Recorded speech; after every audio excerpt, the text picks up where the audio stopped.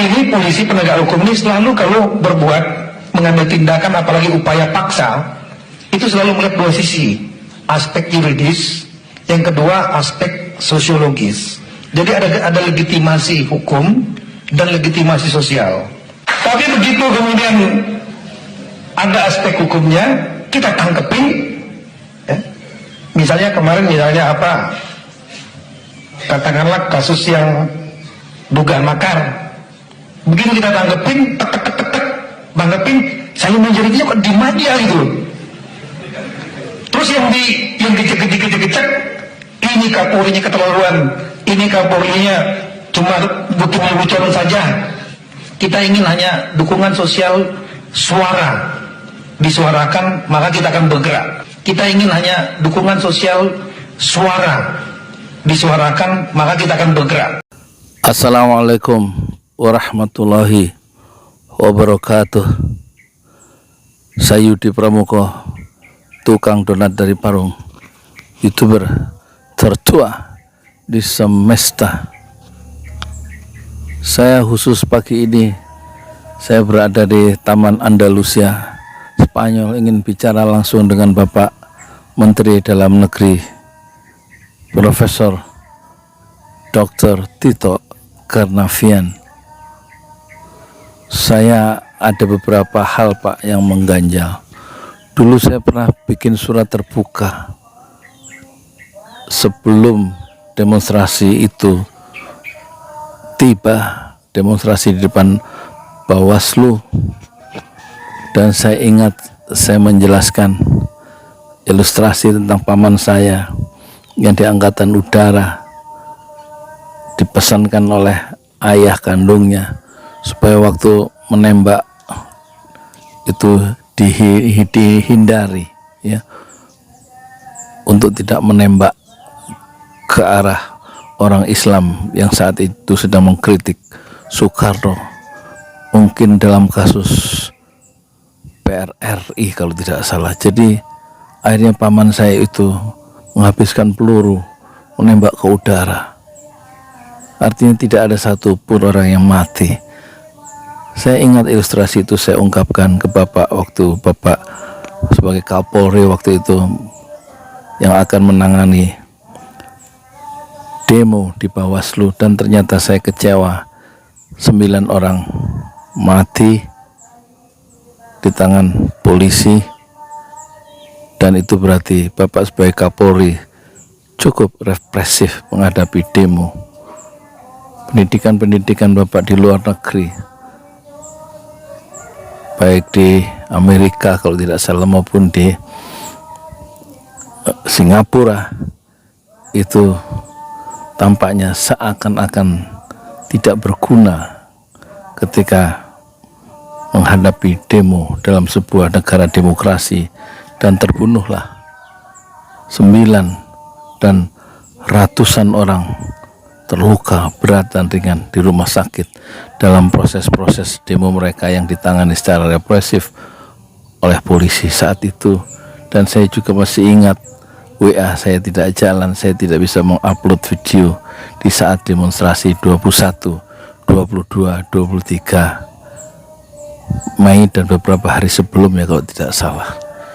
Jadi rupanya Bapak Tito Karnavian sadar tentang kekuatan opini, sehingga cukuplah dengan memadamkan jaringan informasi sehingga tidak bisa berkomunikasi lewat WA waktu itu.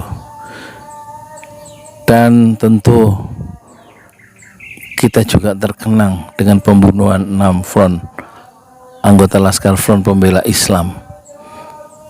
Siapa sebenarnya Pak yang membunuh itu, yang menyuruh membunuh itu? Apakah Satgasus yang Bapak bentuk waktu Bapak menjadi Kapolri? Sementara Satgasus sudah dibubarkan tanpa pertanggungjawaban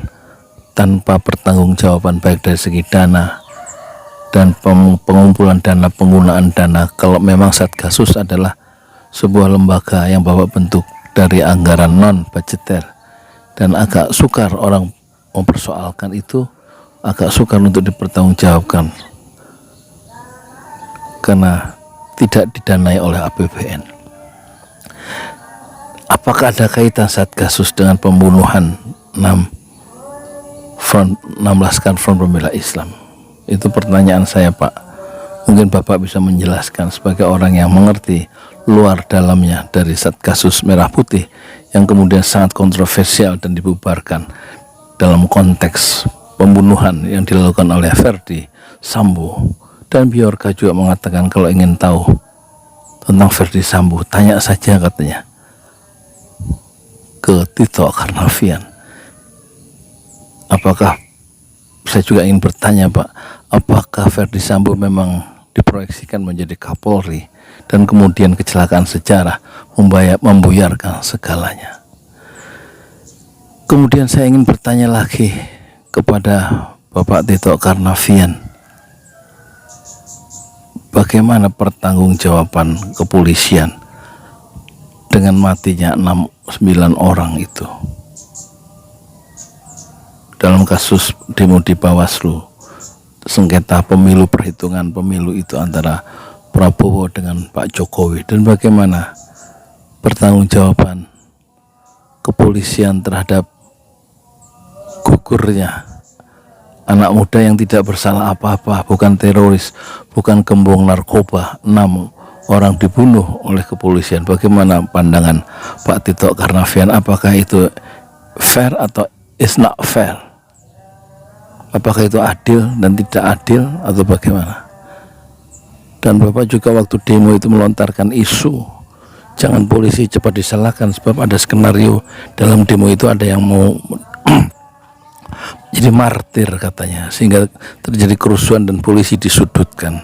Itu yang ungkapan itu yang ada di media sosial saat itu. Jejak-jejak digital Bapak kan masih bisa kita baca pada tahun 2019 bulan Mei itu. Tetapi faktanya yang mati itu di tangan polisi ada 9, setidaknya 8. Meskipun Anies Baswedan waktu itu mengatakan 6, kemudian diralat menjadi 8, tapi sebenarnya ada 9. Dan itu bisa dilihat di CNN Indonesia yang saya baca kemarin malam. Jadi ini Pak, sekedar unek-unek saya sebagai tukang donat orang biasa. Mengapa darah mudah tertumpah ya di saat Bapak itu menjadi Kapolri, dan kita masih belum tahu berapa banyak orang yang tertumpah karena dugaan teroris ditembak di tempat oleh Satgasus dan lain-lain, barangkali begitu. Mungkin Bapak bisa menjelaskan kepada saya khususnya, karena ini adalah negeri saya juga, dan pemerintahan boleh berganti, tapi Indonesia lebih panjang usianya dari sebuah pemerintahan dengan segala aneka ragam pejabat publik dengan manuvernya yang penuh dengan ambisi politik, kekuasaan, dan bisnis. Saya Yudi Pramuko, tukang donat dari Parung Youtuber, tertua di semesta Fasbir Sabron Jamilah. Bersabarlah dengan kesabaran yang indah. Assalamualaikum warahmatullahi wabarakatuh.